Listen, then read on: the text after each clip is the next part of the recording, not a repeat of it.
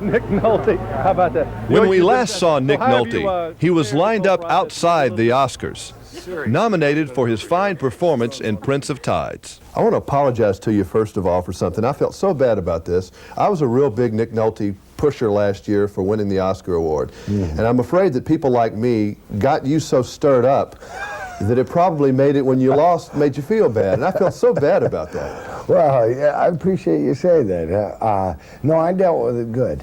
I dealt with it good. After the Oscars, I went home.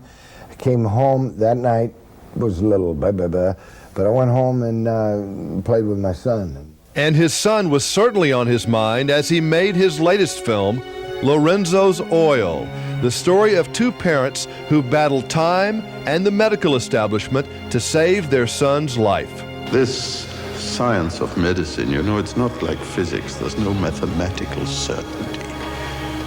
And because we deal with human beings who suffer, it can appear heartless. I know.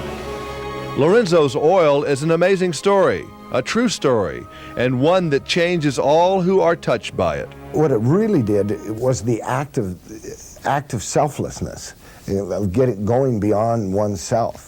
The understanding of compassion, why one man, when somebody has a heart attack, why one man gets right down there and gives him mouth-to-mouth resuscitation and the other man says, no, AIDS, and won't do it. Why does this one man disregard his own self-safety and do an act? How does one do that?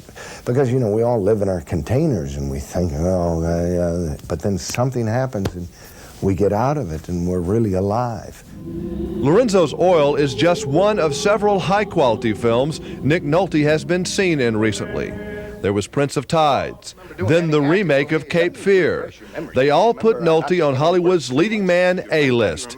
But it's the 48-hour film series that still gets Nick that mass market popularity. The original 48 Hours had Eddie Murphy, his very first film. There was a wonderful combination between black-white in that film and the relationship.